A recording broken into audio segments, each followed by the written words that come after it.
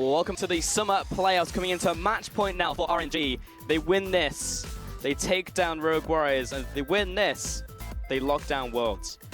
They're continuing on the golden year for them so far. We're talking about MSI, Rift Rivals, Asian Games, every single tournament they participate in, they came out the winners and the champions. Can they actually continue this legendary run?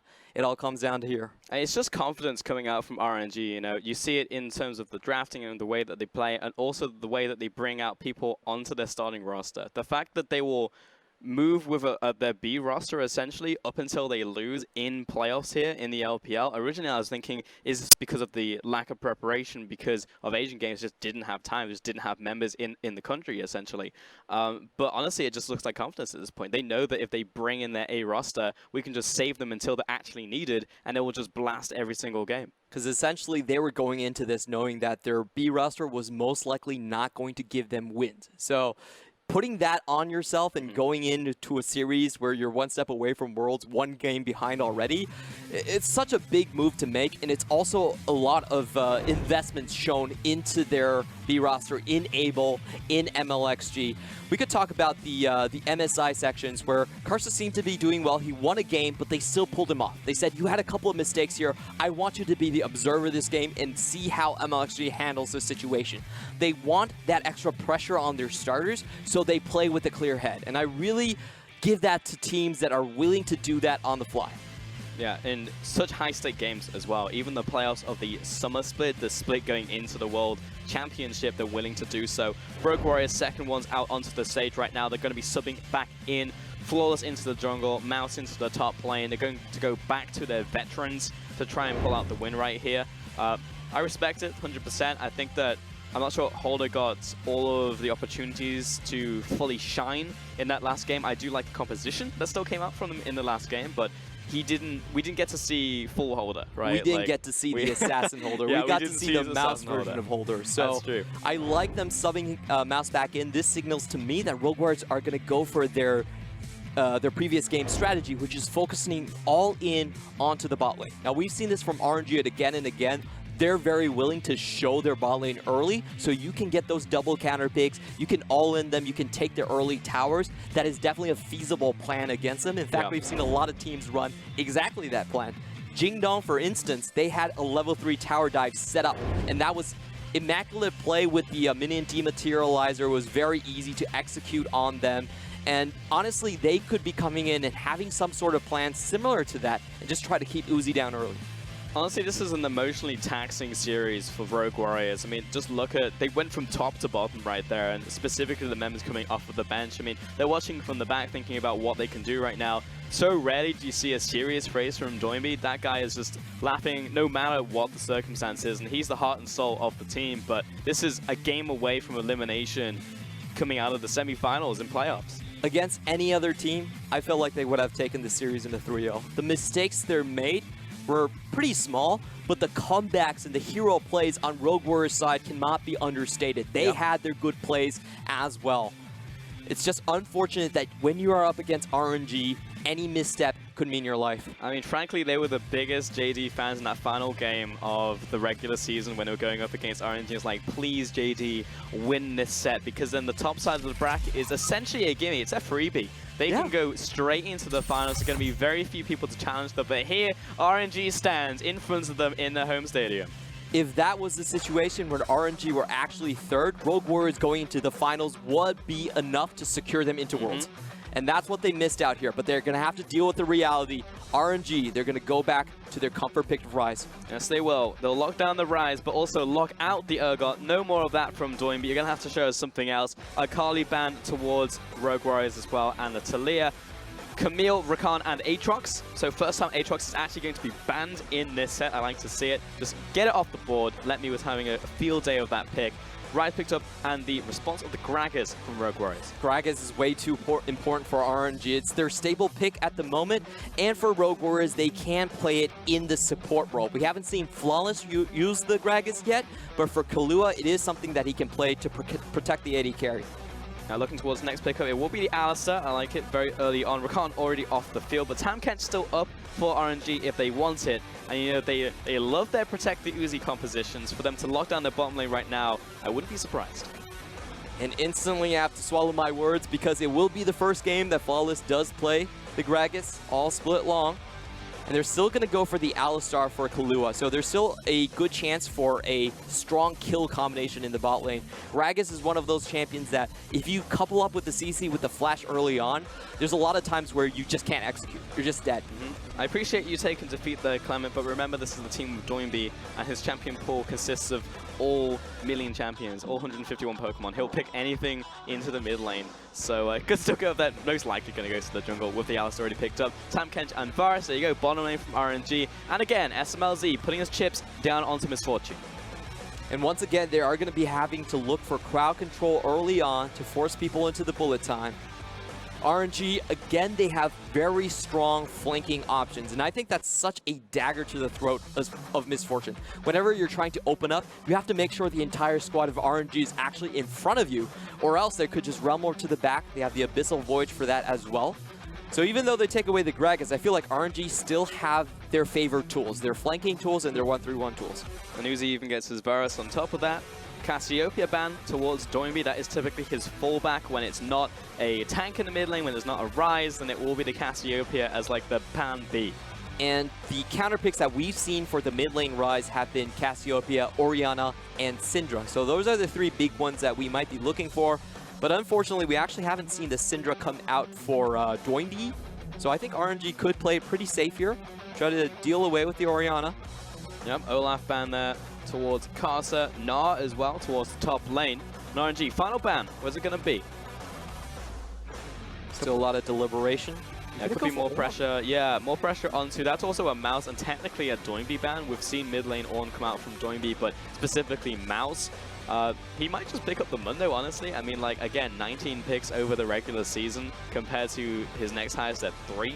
Like, this guy has been literally a Mundo bot for the entire season. It's going to be Cho'Gath, so it's still another tank in the top side for him. Cho'Gath definitely doing better in the meta so far. The lack of the damage runes or the damage rune nerfs has really helped him stay in lane over a lot of other champions, and I think it has more crowd control potential now that Ornn is out of the way in a 5v5 team fight. There's a good chance that you can land something on the Varus, or you could just crunch down on the front line. Oh yeah, a lot of sustain from that pick. RNG though, going towards a jungler now, and it will just lock in the Leeson for Karsa. Wow, okay. Up against Flawless, no less. Now, a lot of LPL players might not know this, but Karsa was a Leeson one-trick for a very long time on the Flash Wolves. He had a great duo with Maple. The level 2 ganks on FLICKR were legendary. You still have to remember those things happening. Oh, there we go. It's going to be a Jace pickup from RNG. Expecting, well, this can go top lane or the mid lane. You'd have to think it would be... I actually don't know what it would be. Where's it going to go, Clement? Oh, okay. They just raise it again. You go into the Jace and you go in for a Yasuo, and that's going to be over to Doinby. So rare do you actually see a straight carry like this from Doinby. Yeah, this is the first time that we're going to actually see Yasuo from him this season. I like the RNG swap, giving the Rise matchup into the Yasuo. Now, that is a favorable one for Rise. He can stun throughout the wind wall. And RNG, what they're setting up is they're saying, Rogue Warriors, we know your game plan. You're always trying to target our bot lane, but we're going to make sure that we can respawn by having strong top side and strong mid lane duos. Wow, let me also get his chance at the Jasons to the top lane, but I like it from both squads, pulling out something a little bit different and potentially our final game as it's match point here to RNG heading into game 4. But stake, let's see if his players can execute on the draft he's just constructed. Insane Wombo combo potential coming out from Rogue Warriors again. Every member, aside from the Misfortune, can provide a knockup.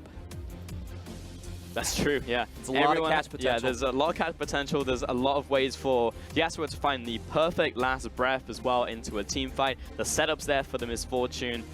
This time around doesn't have the Morgana alongside it though, so it will be a little bit harder for SMLZ to position. But I mean, again, the gloves are off. Like if you're gonna look for that perfect team fight, you have to just throw restraint to the wind and just go with what works. Honestly, I feel like this is Rogue Warriors saying that, you know, in a player synergy situation, we probably cannot best RNG, but we'll try to best you with a character, champion synergy perspective. They have much better Wombo combo combinations, and if they can ever catch out RNG in like a big 5v5 situation where RNG are not taking the initiative, they could instantly wipe the composition. There's a lot of fragile players on that team right now. The Leeson, the Jace, the Rise, they're not going to survive a big burst of damage coming out from Rogue Warrior. So a fragile composition from RNG, but a lot of mastery on these picks that they've selected.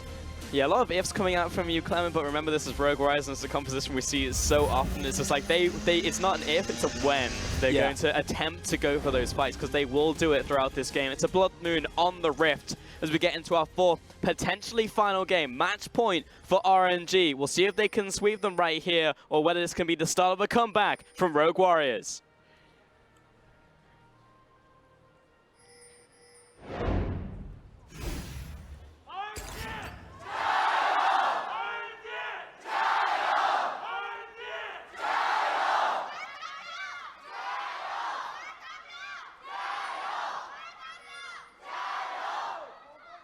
Literal legion of fans behind RNG.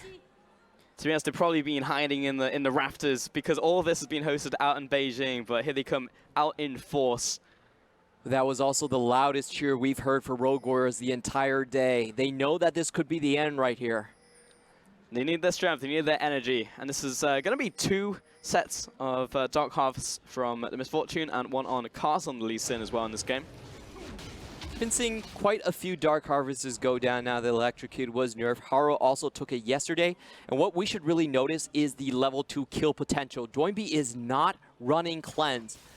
So what I've seen from Karsa do before is that he will ward hop and then just deal the E for the extra slow and just kill someone like that. Let me right here, dropping Mouse down to half. Also running him back to the minion wave as well. Yeah, you can't do that, Mouse. You can't. Oh. You can literally counter step to the minion wave side by side with Jace. He will punish you again at level 1. It's a bit unfortunate from Mouse right there. Let's see if he has the minion wave pushing towards his side as well. Okay, at least that is going into his favor, so he doesn't need to worry much. He just needs to expend the teleport probably. Yeah, Conqueror's right here from Let Me into this tank matchup, going for Taste of Blood as well in the early game sustain, but that was a massive misstep coming out from Mouse. There's no reason why Let Me would not punish that. Yeah, and what could have happened right there is that the wave could have RNG'd and actually pushed toward Jace, and that would have been an absolute disaster for Mouse in the top lane. He does see Karsa, I believe. Yes, he does see spot Karsa. Yeah. Spots him on the way past, but this is a big minion wave crashing. If Karsa couldn't at least turn him away, this is a level 1 Cho'Gath. And Flawless is nowhere to be seen. Connects the Q, and he has to run back to his inner turret right here. I mean, Karsa, it's time well spent to stop him from getting this minion wave. This is disastrous. Mouse doesn't even have a single minion right now. How long is it going to take for him to actually get any CS? We finally see Flawless moving up to the front, but they can't even take the 2v2 at this point. Let me in. And Karsa could just stamp their throats in that position. Yeah, they can stamp their authority. They're going to let Mouse step up to the minion wave, though. Let Me's on his way back. It's enough damage done for him, but it also draws Flawless to the top side. They know where the jungle is going to be, and RNG going to be happy with this massive amount of tempo they just opened up off of the first minion wave. Yeah, a bit of a callous play from Mouse to take that position against a Jace matchup. That's probably one of the worst situations you could possibly find yourself in. He did leash for Flawless early on, and that was a great read from RNG. RNG's thought process was, Gragas, you're probably heading bot lane like you've always done and try to help out on keeping down Uzi. So we're just going to set up in this brush. We know that Mouse is most likely going to walk through this position, and that just level 1 cheese is putting that lane so far behind. You know, I just love to see it as well from Let Me, a player who has often just played so many tanks. On the bottom side, lots of damage going through. That piercing arrow is big from Uzi, but return fire out from Kalura as well. Drops the Ignite down, saying back away from my AD carry. SMLZ stepping forwards as well into Ming. Lots of blows traded. No one's going to fall here. You always got to watch out for those double-ups, though. But it's so dangerous for Uzi because at his HP level, a flash from Kalua, if he doesn't respond in time, he's just dead. The spotted Flawless over the wall. Yeah, what comes down from Ming, stopping this potential dive setup from Rogue Warriors. It's not going to happen in the end. Charging up Piercing Arrow, and actually Karsa's moved towards the bottom side, so it will be a 3 versus 3 in the end. deep ward out from Rogue Warriors, collapsing down onto Carter, in fact, still stopping him from safeguarding towards his allies. Kept in place, Ming flashing towards this one, moving back towards his tower. Good save from Ming, but Rogue Warriors still pushing down to this bottom tower. Now in the jungle, 1 versus 1, Doinby and Xiao Who is already on top of his base though. This should go well over to the rise, should be able to kite this Yasuo for days. Yep. Xiao Who just waiting for the most opportune moment when the wind wall was down and just walks back merrily. But that was a lot of summoners expended on RNG's side. You can see the flash not in for Ming. That makes him a prime gank target. Xiao Who pushing up into mid lane, will walk towards top side. Flawless chasing after the flash, the body slam, pushing after. Ignite comes down and Doinby wants this kill, but has to flash after this one. Q, auto attack, first blood to Rogue Warriors. And subbing Flawless back into the roster pays off. Early gank, so much pressure onto RNG's bot side already. You know, Xiao Who was just a bit too far forward. He had the lane pushing into him. And the jungler was nowhere to be seen, so I honestly do see that as a little bit of a mistake from Xiao Who stepping that far forward. Like, Leeson was definitely not going to assist on that play. I mean, that's the first rung of the ladder that we had to see from Rogue Warriors. Get that first blood down. Top lane's not going well for you. Mouse is not winning this matchup, so you need something on the rest of the map, and you need it to be that big, hype player, the clutch player in the mid lane. It's got to be Doinby. It's a very clear focus coming in from from Rogue Warriors. Focus on the bot side, focus on the mid. Another gank coming. Kahlua with the minion taxi right there. Floors from the side. Ming doesn't even get to Grey Health out of that one. Another kill to Rogue Warriors. Perfect CC chain combination coming in. The WQ into the knock up from Flawless's Gragas. And that's what I was talking about. Like, Ming expended so much to get Karsa out of that situation. RNG basically have to forfeit the lane at this point. RW pulling out all of the stops in this game. Super carry Doinby, remember, that's his name. And the bottom side, though, Kahlua making the plays. Again, a weak point historically from Rogue Warriors, stepping up in this crucial game. So what we have to see is the reaction from RNG. How are they going to try to salvage their bot lane? Most of the time, we have seen them try to go into lane swaps, but great flash from Flawless here. Xiao Who overstepping. I think he should have room prisoned the Yasuo, but still probably was going to fall down nonetheless.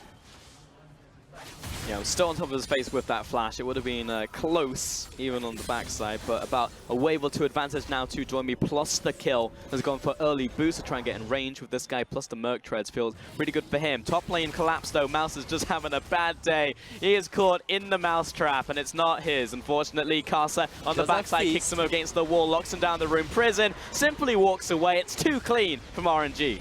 Doesn't matter at all. RNG still have the Silk Road built in towards Rogue Warriors' top side. That's going to be a 7-minute first tower. All going over to Let Me as well. Drops Someone this should pick tower up the down. gold. It's not going to be anyone. They're just afraid of the yeah, because there's a collapse coming in actually from Kahlua into the bottom lane, kicks the Leeson away, but they're collapsing, finds the knock-up into Last Breath, onto Let Me, gets the hammer blow, but in comes Flawless off to the side, zoning away help, and literally just gives over the kill over to Doinby. A fish in a barrel here, Let Me. No mana, no health, another kill to the super carry Doinby. He does put a lot of damage on Doinby, actually, so this should give time for Rise in the matchup to actually push up and look for another roam somewhere. I mean, even though it was a good play on RNG's side and Rogue Warriors came back, I still feel like Let Me played that pretty well, given the circumstances. Played it as best as he could have done. But first tower over to RNG. Again, no local gold in that one, but Mouse gets him some much needed time to try and farm in this lane, because he is 4 minion waves behind Let Me. Unbelievably far behind this Cho'Gath. Only a Glacial Strand and boots to his name. We're still waiting for the hype plays coming in from Karsa's Leeson. Finally does have the Dragon Rage. Now, it's great setup on the top side. SMLZ under attack, has to flash away from the chain of corruption. And Kahlua body blocking the rest of the skill shots coming through. Once again, we're seeing this Q-Max build out from SMLZ here. Rogue Warriors, a lot of their gold is on the mid lane, on the jungle, on this duo. Xiao Who pushing up once again onto Doinby. Playing towards top side, and Flawless on a control ward. He knows he can go for this one. Doinby dashing forwards, looking for this knock-up. Didn't find it. There it is! Last Breath! And it will be Xiao Who is another kill to the mid lane. And just the damage coming out from the combination. Flawless is a first-time Gragas, but it doesn't look like it. A lot of comfort coming in from this combination, and This is just the advantage we were talking about of not having to go to Asian games. You're going to have a lot more time to actually practice these special combos. Yeah, combos and this clutch pick coming in at the very end of the draft right here. We've never seen this before from Doinby. We know him for the tanks. We see him for, at the maximum, we see like a Cassiopeia and the Rise. That's as far into the mages or the carries we'll ever see from him. But comes out the Yasuo, knows how to combo with us with Floss. He's going to have Mouse later into the game, and Kahlua, we've already seen it. But Rogue Warriors, I mean, this is what we needed to see. If there's anything left in the tank, and there certainly is in this matchup. Yeah, we were definitely talking about the specialty picks that Rogue Warriors could potentially pull out. 2 special picks we've never seen this split, paying off dividends for them. SMLZ getting access, turned around with a bullet time. It's going to be the gobble up from Ming, but he wants to push forwards because he knows the jungle is coming in. Ming gets the kill, fast away from Uzi. Flash after, barrel comes through, explosive cast for the kill. Knocked against the wall though, and this is going to be cleanup time for RNG. They get 1, they get 2. Now they're looking at Kahlua. They want beef on this menu. Sidesteps the overload, but Ming tanking the tower, and in comes Leeson. Casa claims his 3rd. And the double kill coming in. That was a great realm warp onto the back for Rogue Warriors. A 4v2 situation to start the fight out. It looked really, really close for Uzi. But you knew RNG was going to come in once SMLZ burned his flash earlier on. Just the execution for Ming. Walk up, finishes the kill. Uzi survives until the last moment. And there's nothing to push RNG members away after the cast was suspended. Yeah, only the 1 frag right there from Rogue Warriors. This is so expertly played as well. This dive underneath the tower. Kahlua locks on with the Leeson. Going to be another kill. 3 kills in this Leeson at this point in time. Has got the skirmishers, the Warriors, and the Tiamat. This is a full damage early game Leeson. He was going to hit like an absolute truck. Yeah, now he can really go into Flawless's jungle and try to hunt for him at this point. He's also gone for the Tiamat, which does speed his build up a little bit. You sacrifice a bit of damage, but then you get more CS later on as the game goes. So if you're fed, and 3-0 I would consider very fed, that's actually a great item build. And this is the given right here. If you were expecting anything less from these 2 teams, if you thought it was going to be equal, it was going to be slow in the early portions of the game, you were wrong, because it's Rogue Warriors and RNG. Down to the wire, they will always fight until their last breath. And Rogue Warriors, they actually sunk a lot of ban pick resources into getting their bot lane ahead, taking away the Gragas, picking up the Misfortune once again, and the early jungle path. Tracking down, goes over to Rogue Warriors. Uzi stepping up to the plate. Next dragon's going to be Infernal. Important dragon's going to be spawning in the early portions of this game. Floss also gets complete control over the bottom side, clearing away all of those wards.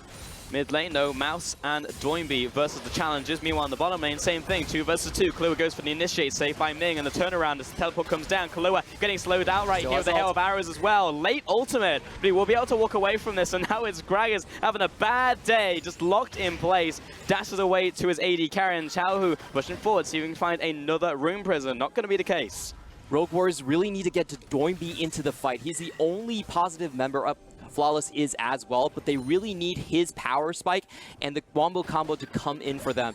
If they're finding fights anywhere else than Doinby, I don't think they win it. Trying to put up fires right now. And again, we're going to be looking towards these team fights for Rogue Warriors, and so far, they are behind in terms of goal, but not by much.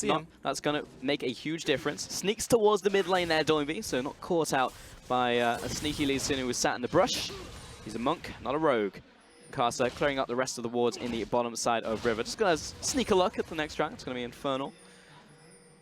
And Rogue Warriors back to a bit of equilibrium.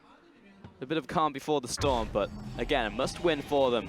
Heading into this, if RNG win, it will be confirmed for Worlds. Not the seed, but it will be locked into contention for Worlds. They will have one of those slots. The next question for RNG is, where are they going to drop the Herald? Still 90 seconds left on that buff.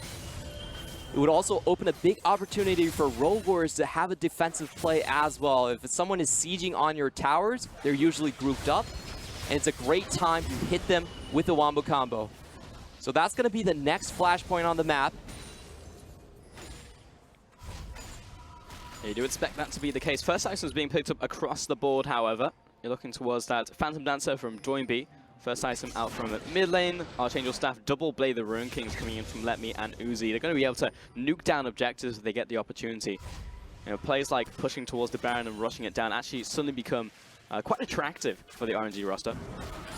And that's just so much damage targeted at Mouse. A 4-man sneaking into this bot lane. A 3-man, sorry. Feels like 4-man. I mean, Karsa has 2 fists. Kahlua getting slowed down. SMLZ shoots out the Q. Not finding purchase just yet. Karsa probably going to be backing away from this one. Yeah, ward was already there as well from Rogue Warrior, so wouldn't have turned that into anything in the end. Karsa just shows himself, takes out that ward, moves up river, but it's really just set up, again, as you mentioned, for the next objective, which should be around this dragon. So I think RNG are actually delaying the group push, and they're just trying to chip towers down one by one. They do have advantages in terms of their jungler, in terms of their bot lane, so they're willing to take the towers a bit slower and just ride out the CS leads. I'd expect them to make a push in the next 30 seconds or so. Herald's just being placed down right now, actually, from Karsa. There it is into the mid lane. I'd be surprised if they just didn't do anything with it. Mink grouping up into the mid lane with the rest of his team. Setting up for this charge. A relatively healthy tower, though. Going to be, unfortunately, that will not stop Shelley. But we'll be able to clear out the rest of the minion wave, though. So it's not going to be the tower take, though. Just drop it very low. RNG have perfect vision set around this push. They back out as soon as Mouse arrives to the battlefield. They don't want to look for the 5v5. That's the only way they give up their early game advantage. And they just go back to farming after getting the temple lead from grouping mid. Karsa, straight on vision right here. In fact, all of RNG is. Rogue Warriors looking for their own counter push, now pushing into the jungle bot lane. Undefended though, they might be able to make the rotation down there. Xiao Who does have his ultimate, however, so they will be able to round warp towards the area if Rogue Warriors trying to force it. Top lane though, Drogath still just on struggle streak, and on that streak with him is a big old bully. It's let me on this Jace, about 45 farm ahead. Goes for the early Blade of the Rune King. Here's the Tam Kench though, cutting off SMLZ over the wall, and there's Karsa, flash kick against the wall, executed. Now Flawless trying to wobble away from this fight. I don't know what Gragas does, I don't know how he gets out of a fight, but it's not like that. That's 2 kills onto Rogue Warriors. And RNG, just with their semi-global tools, are able to catch Rogue Warriors out again. They're just so adept at using these. And I feel like Rogue Warriors, they hesitated to commit to the tower. Like, they were looking to push it, but their members were also very split at the same time. Doinby was already trying to go back to defend the mid. And when RNG are freed in these type of rotations, you have to full commit to every single move you make. You can't really split out and hope RNG shows themselves one by one. Yeah, this is one of those games as well where it's just Karsa versus the world. When you pick the Leeson, it's a declaration that's like, I will either snowball the early game or we lose. And we've seen this already out of Klid. We saw it against their opponents as well. It's just like these baits of into Leeson pick, but now the collapse into the bottom lane. Kahlua chases after, gets the knock back into the final breath right there. Karsa saved there from Ming, chases him back to the tower. Kahlua can't get in range. And again, the Tam Kench comes up safe. And this is why Ming will pick Tahm Kench even after all of the nerfs. He always shows up in the nick of time. An ultimate expended from Doinby, Ignite going down, still can't find the kill. That must be so frustrating. Yeah, he was the one to deliver him actually into the bottom lane, so they knew he was there. But SMLZ gets caught out. Wrong side of the wall, wrong side of town. Yeah, 5-man collapse. He was trying to push the wave in solo. You really can't do that when RNG have so many global abilities. Can instantly get behind him. Abyssal Void and the Round Warp will do just that. But again, Karsa having a phenomenal game 4 here. 4 and 0, in fact. Still going towards straight damage. I mean, he can just do this all day, to be honest. He's still ahead of the curve by a long shot. And who's going to stop him, really? I mean, like, Cho'Gath is just having a bad day. Gragas is going to be the one with his ultimate, but he's not going to stand in front. His squishy targets, the squishy damage dealers, are the one that he's after in these skirmishes. But at some point, they're going to have to face Doinby. Flash after, double knocker comes in, last breath. But again, Ming just with the save. You can't get past him. And another ultimate wasted by Doinby. He still can't get anything. I sense desperation coming out from this combination. Doinby started the laning phase out so well, but RNG danced around him constantly, always finding picks outside of his range. And we talked about the pick potential out from Rogue Warriors in Champions League. Like, this looks fantastic. The setups there from Yasuo. But if Tam Kench is anywhere near the area, he's just going to save the target. Your first target actually just has to be the Tam Kench to prevent him from saving anyone else on this roster. Because even though it's relatively squishy across the board, no one has really felt threatened in these fights. In RNG, they're just always taking the first foot forward. And with that type of play and situation, Rogue Warriors, they just can't find any of the combinations. They're finally get their last breath off. This is the big fight they're going to be looking for. Doesn't get the smite down, and now he's completely by himself, getting ripped apart. Will move away from the fight, but the rest of the team moving in there. Let me on the backside, flashing over the wall, and Karsa, critical HP as well. Join B, finished off by the shock blast. Another save out from Ning right there as they clean up the rest of the fight. A 1-for-3. Here comes the Abyssal Voice, looking for that slowdown flash after sidestep out from SMLZ. He looks to turn around, knock up right there, but another collapse. 4. Everyone stayed there, everyone's in the round up, but connects the Q. Karsa with his 5th. And RNG just with a beautiful chase down. It doesn't matter. Rogue Warriors hard committed onto killing Uzi. They sent everything at him, got the feast down, but they couldn't finish off the fights. Ming once again saving the low health members away from Rogue Warriors. I applaud Rogue Warriors. They had to take that fight. They had to make use of the Yasuo and the last breath. But unfortunately, outplayed once again by RNG.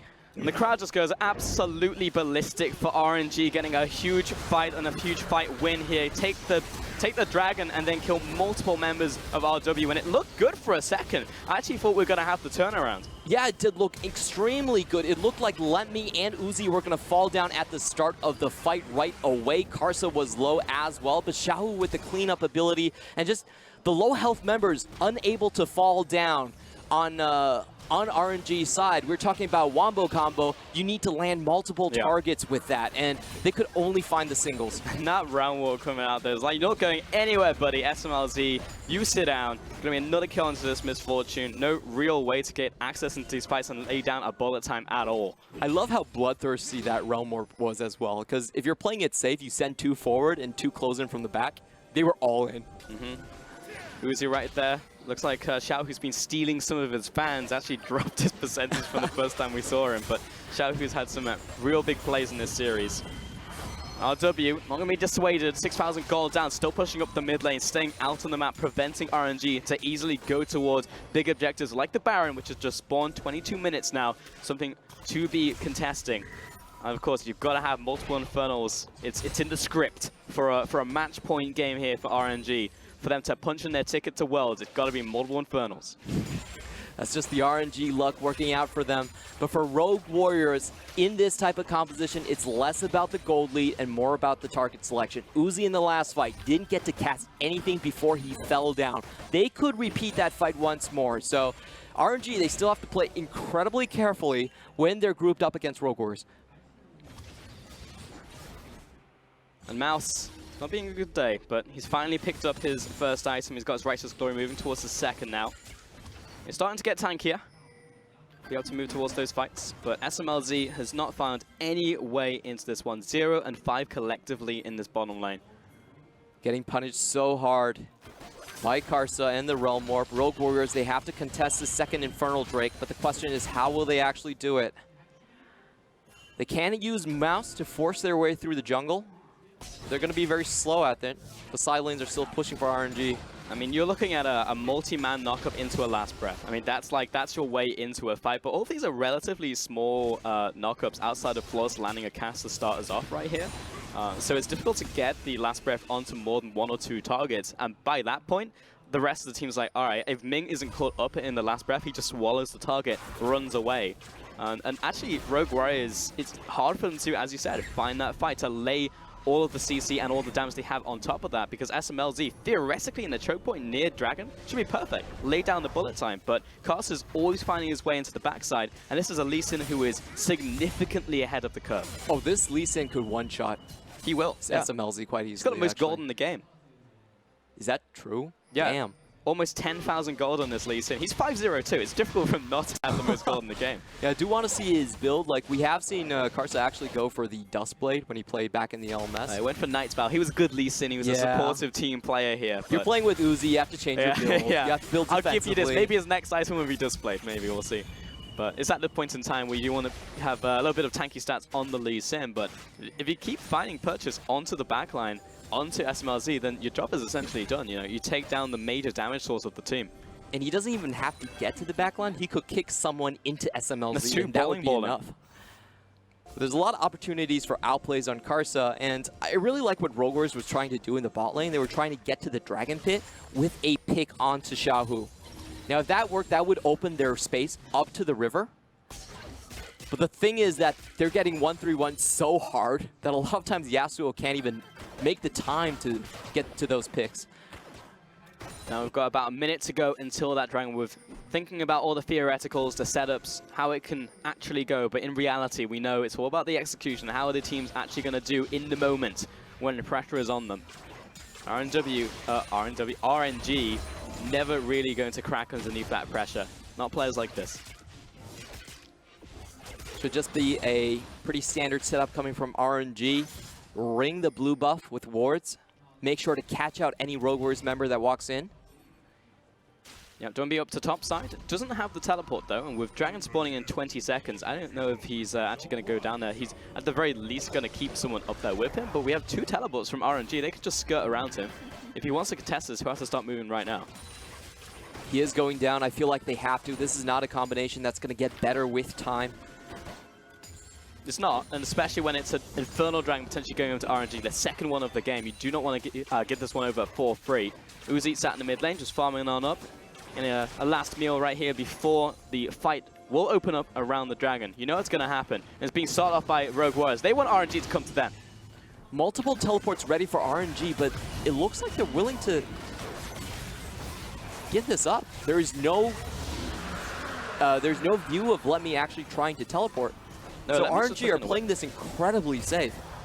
Yeah, they're actually just consolidating their lead. They had a 6,000 gold advantage. It's going to be another Infernal, of course it is. Top wave pushed in. It's going to be a lot of damage onto the tower, but Rogue Warriors are quickly collapsing. Karsa in the jungle trying to beat them to this punch. It's going to drop this tower. Yeah, Floor's coming around the side, though, choosing not to go for it. He sees the Leeson, meets him square in the eyes. So it will be a tower trade for the Dragon, but yeah, RNG choosing not to engage. That's insanely calm play from RNG. Usually in the LPL, if it was like JD Gaming, you go all in on that play. Because that play should favor RNG, but it would also be the only comeback opportunity for Rogue Warriors. So just find a short play, which is a top lane tower, gives you even more gold over to your side, and there's no chance of Rogue Warriors coming back into this game from that one play. It will maybe help them in the future, and Infernal Dragon's always going to be nice, but RNG choose to play it safe. They say, okay, you know, this is that tempered aggression we see out from this team. It's not just mindless aggression, which you're right. I think we have a lot of teams in the LPL who they see this as like, we've got to fight. It's in the blood race. It's in our contracts. You know, we've got to go in there. Read the small print. Yeah, exactly. Must flash every time it's up. I mean, that's in LWX's small print 100%. But top lane, Rogue Warriors will get a tower of their own. Looks like no defense coming in from RNG, but they are setting up around the mid lane. I have to say this would be a favorable trade if Xiao was able to take down this tower. It just gives him so much more split pushing room where they can put Lemmy in this lane. Yep, and Mouse doesn't really want to push up to that tower against Xiao, who doesn't want to meet anybody, to be honest, in a lane across from him. So tower trade advantage again to RNG cross map. And Rogue Warriors, they sunk a lot of cash into warding up this Baron pit, but RNG are going to slowly take that one back. In fact, they're just going to starting it off. I mean, they have double bladed the Rune King. They can shred this one down. Rogue Warriors already in position. They have an inkling this is happening. Ming over the wall. He's chasing back Flawless. They're now disengaging from the Baron. Has to force the flash there from the TK.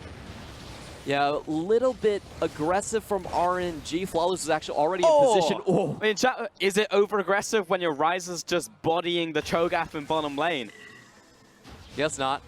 The Cho'Gath has been so preoccupied with building armor defense just to survive against Let Me, and then you just switch it up and send Xiao at him. Yeah, the classical 1-3-1 strategy. And that was really working out from RNG. It's so difficult for this guy even to step. He just came back from base and he's below 50% HP already. This Ryze will either kill him or take the tower. Rogue Warriors have to do something. They have to choose. Are they going to go back and defend their bottom lane inhibitor? It's gone. This tower is dead. In a 1 versus 1, Xiao Who comes up big. The Summer Tiger comes in. Yeah, they're just going to swoop in.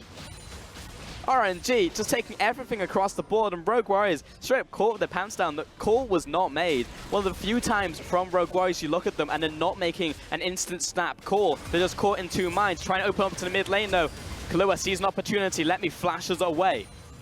Not enough members to follow up on that Rogue Warriors play here, but once again, RNG take control of the Baron pit. It's going to force Rogue Warriors to sweep this entire section.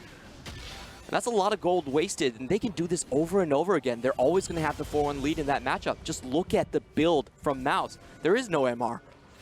It's literally nothing. It's just health and just armor. Looking at SMLZ, he's gone for early penetration actually in the form of the last Whisper item because there's just a lot of armor across the board. Shock Blast spotting out Flawless. That's 4 Ninja Tabbies actually on the side of RNG, plus multiple Guardian Angels, 3 Guardian Angels from RNG. They are so set and ready for this next fight. Yeah, Doinby's going to have a very hard time finding the next kill, but Rogue Warriors are doing what they do best. They're forcing 5v5. Right now, while RNG are split up, Casa trying to get back towards the Tam Kench. Safeguards towards him. Rogue Warriors can't find the kill, can't find the pick right here, but they clear out the vision. Look at Xiao Who. He's already going for the split push pressure once more. Rogue Warriors, all of their members were spotted. I mean, there's nothing left on the bot side, really, apart from the inhibitor. He's pushing up onto this inner tower. Flashes forward, look for the assassinate! Almost one shot to SMLZ. Kahlua there with the protection, but now rotating into the mid lane. Flawless caught out. He'll flash away, but in comes Ming from the backside. No one expects the Tam Kench. Clutch wall coming up there, out from Doinby, but he ticks down from the Ignite. And what a great ring around the rosy play coming from RNG. No one expects the sudden Xiao Who to be hiding in the shadows right there.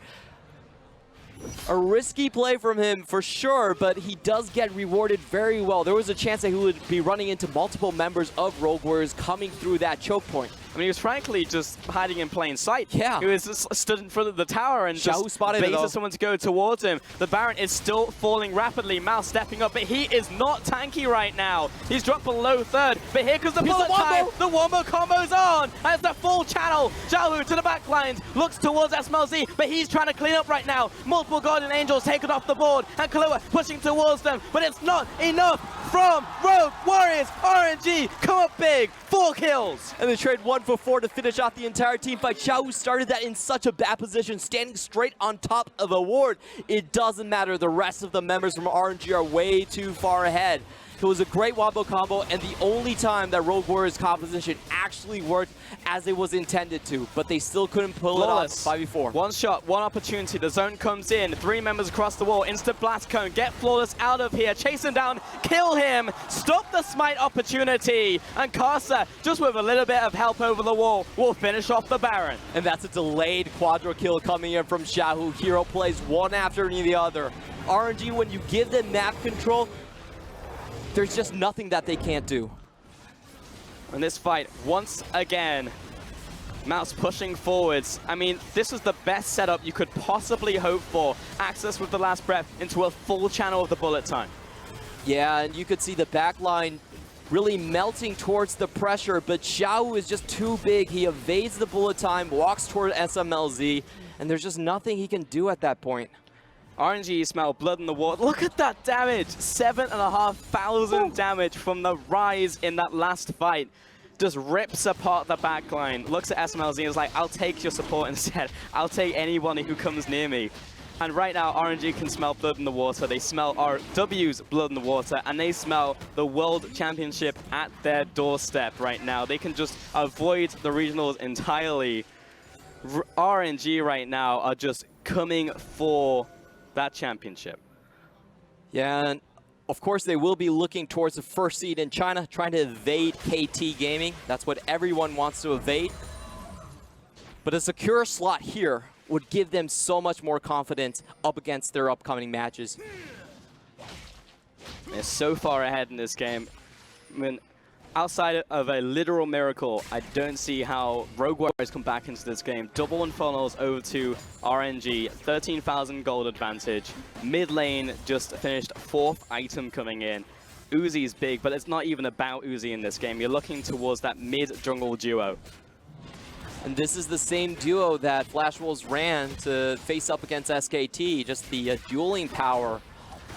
And if you think about the backline potential as well, it's so difficult for Rogue Warriors to set up that Wombo combo that they're looking for. Xiao Who could just teleport into the backline, and he's going to take an inhibitor himself. Literally just stares them down and is just like, I'm just going to take this if that's okay, but they just move into the mid lane, see if RW can find this fight right now. Mouse pushing forward to the Righteous Glory while Xiao Who is still split up, doesn't take the teleport into the fight. Rogue Warriors exposed though, out of their base, away from the towers, away from the Sanctum. They're toying with Rogue Warriors at this point. You can see SMLZ instantly backs off once the Realm Ward comes down. Into the top lane, they potentially get a pick right here onto Let Me. They do manage to take the Jace down while he was hitting the tower, but in the mid lane, again, it took everyone to collapse, and RNG will still get a tower. There are no flashes for follow-ups on Rogue Warriors. I still think that was a small misstep from RNG. They could have gone more in that situation. And that one kill by a little bit of time here for Rogue Warriors, but time is all they'll get. Because you're right, goal lead extends. The tangibles are down. Bottom inhibitor dead. Mid lane inhibitor tower dropped while that was all resources expended from Rogue Warriors just for a single kill. The amount of flashes and righteous glories to follow that up are staggering. And I really like what Rogue Warriors did. Actually, you could see that they put the righteous glory, they staggered it. So the movement speed buff didn't reduce on top of itself. So it was really well thought out. They saw the 1-3-1. They were going for the 3-man. They did everything right. Just too far behind at this point. Yeah, and Rogue Warriors, I mean, they have been in this position so many times, and so many times they just come out with that one win. It's just like, okay, Rogue Warriors, all right, this is your MO, this is how you win games. But against RNG, who have proven over this set that their tricks won't work against us, your sucker punches, your coming in with those surprise attacks and tactics just doesn't work. We are better in the moment, we are better players, we can make these fights happen. And Rogue Warriors are going to have to pull something real special out of the bag. What else have they got left? And RNG are trying to close the noose with the 1-3-1 once more. Someone has to respond to Rise in the top lane. That inhibitor tower is almost down.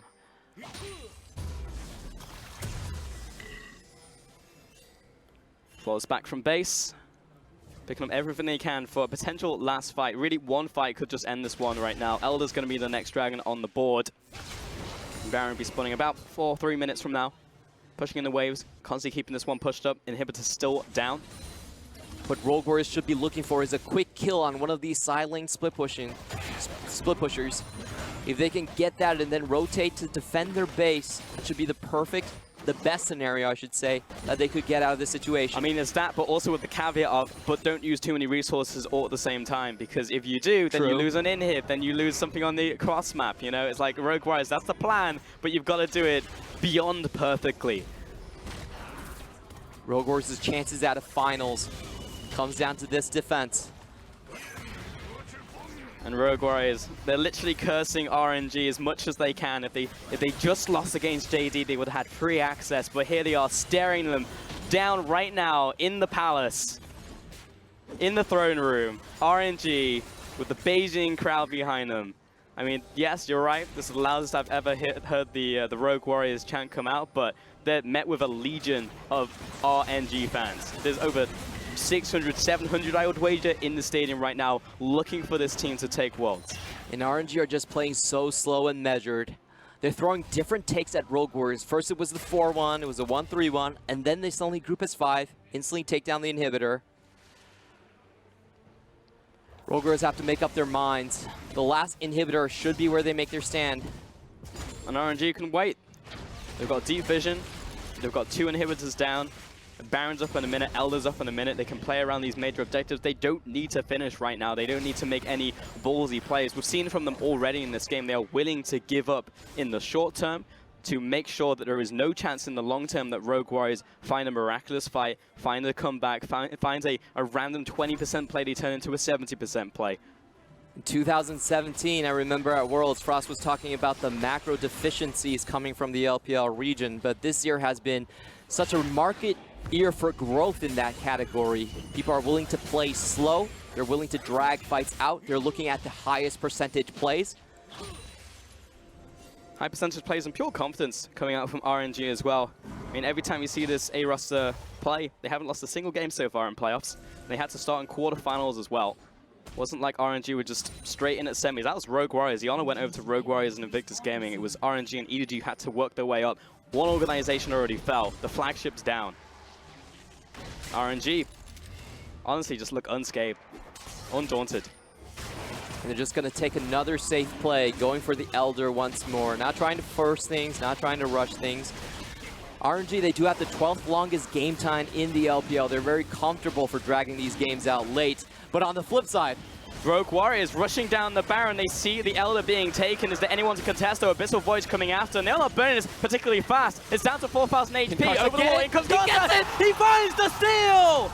Rogue Warriors trying to turn this one around. Karsa is out. Xiao Who may not be so lucky. Buy some time. Ming stepping up. Can he find a save? No, he can't. But he takes one with him. Meanwhile, in the base, Let Me versus the big old Cho'Gath. Can he mount this defense? Because meanwhile, Rogue Warriors are taking all the scraps they can. But the recalls being stopped. Mouse pushed under the tower. Drops him in between the towers. He wins the trade, but also in the meantime, SMLZ does go down. It's a 2v2 scenario right in front of the Nexus. Uzi and Let Me, the two-man duo, look for the last breath onto the AD carry, but Doimi's down for the count. In comes Mouse, trying to defend the carry on the team right now. Flows from the backside, flash forwards, lockdown once again, but Mouse, he's in the dust. Karsa, Ming, everyone bringing up the rear, and RNG, they're looking for the Nexus, and all will kneel before the one true monarchy of the LPL. RNG at the last moments, they win it with style. Karsa once again with a Baron steal.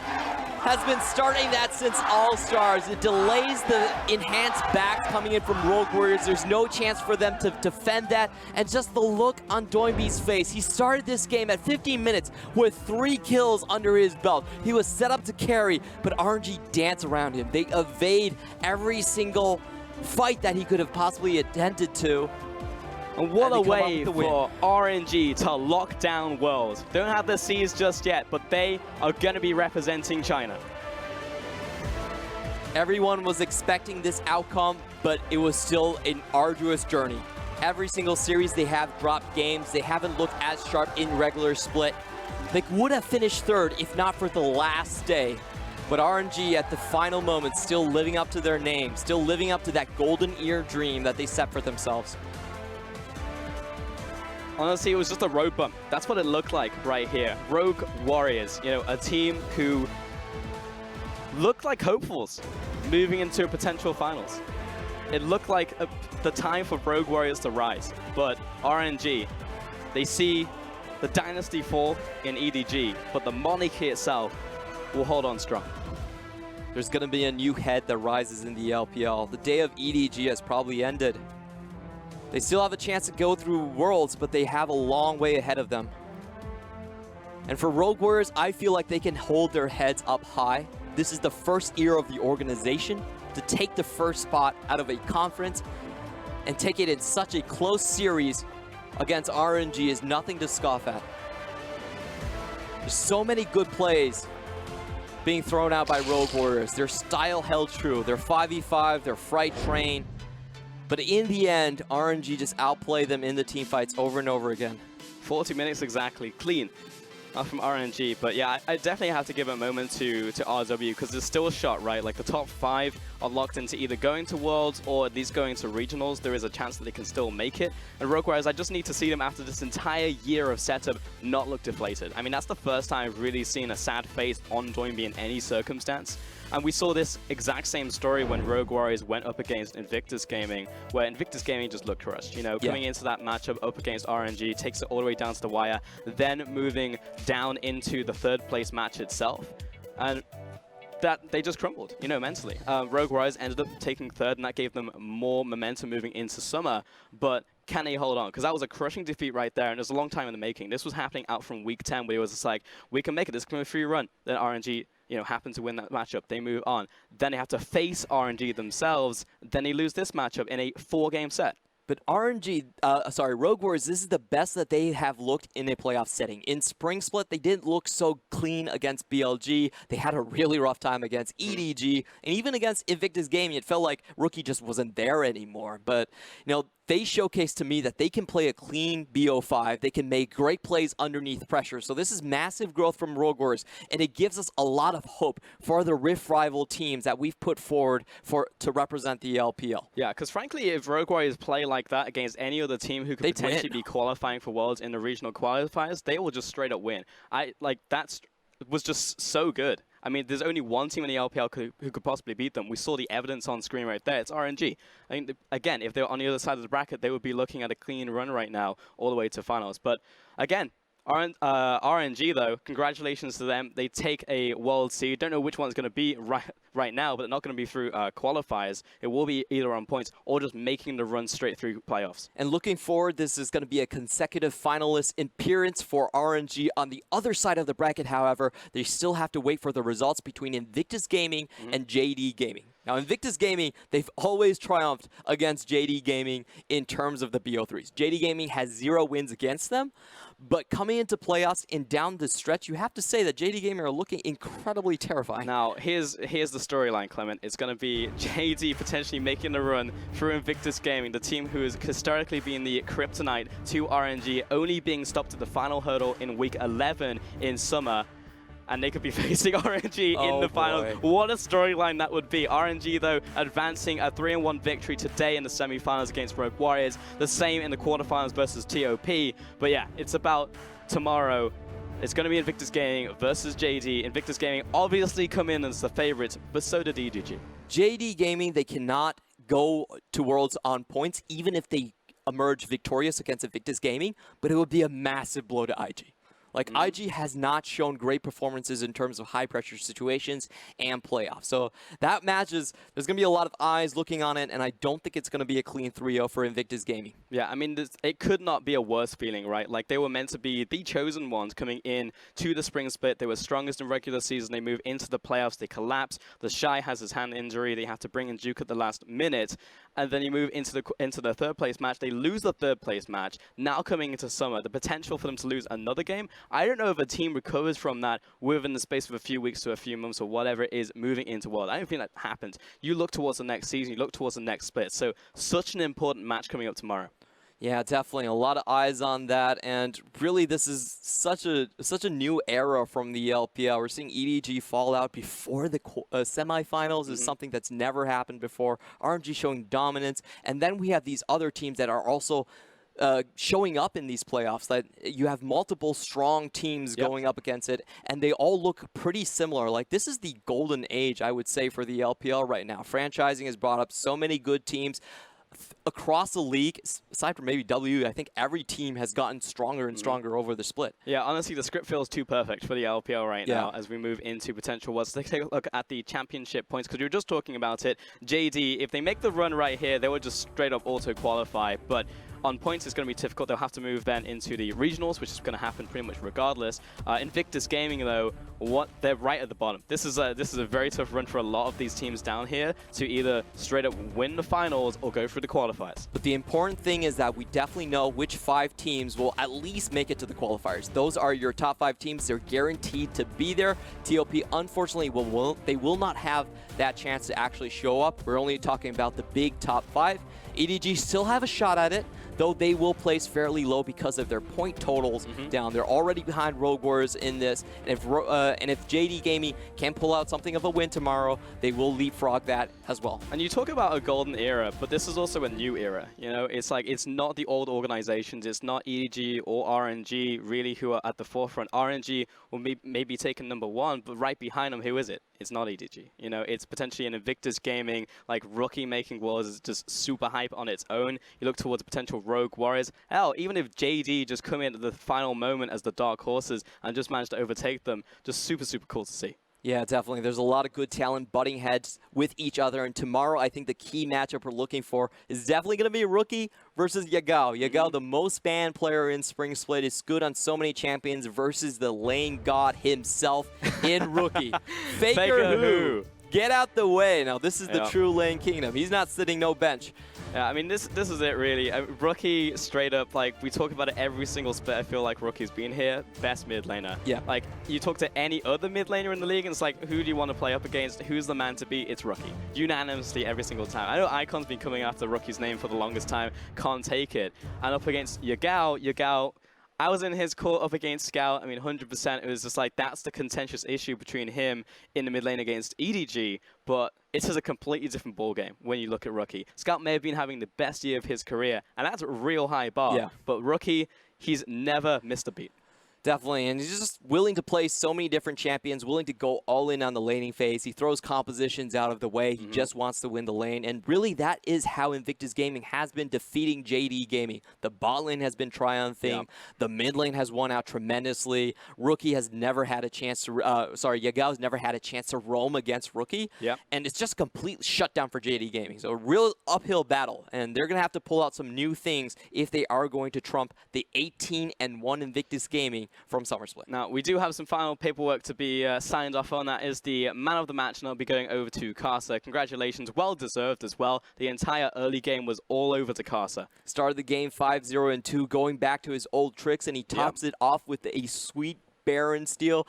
You couldn't really pick a more Karsa-ish game out of his entire career. Yeah, it was everything. You got everything. Everything just in a microcosm right there from Karsa. Just play the whole game back as a highlight reel. So good job, Karsa. Congratulations for that one. And it's just great to see him fly so far with RNG, because I think what stuck for what you were saying today about Karsa is that his style has changed, right? This is no longer LMS Karsa. He's now LPL Karsa, and he's well adapted to the environment in the LPL. Like, never before would you see him making the play like in mid lane with the Gragas looking for that catch up. Yeah. Even he himself says that he's grown so much coming here and playing with RNG. It was not guaranteed that he would actually be a starter on MLXG. I was very doubtful about that situation, but his growth, his dedication is really paying off. It's great to see him running around with the A roster coming in from RNG. I mean, back in spring, I was actually thinking maybe MLXG is better, because Karsa just seemed disconnected with the style and the stylistic matchup from RNG, exactly. Well, for now, we are going to sign off. Make sure to tune in tomorrow. That's going to be a hype semi-finals. For now, we're going to head on out. We're going to take a break, and hopefully you guys will as well. It's been a lot of LPL action back-to-back. On behalf of myself, Clement, everyone on the English broadcast crew, thanks so much for watching. We'll catch you again tomorrow.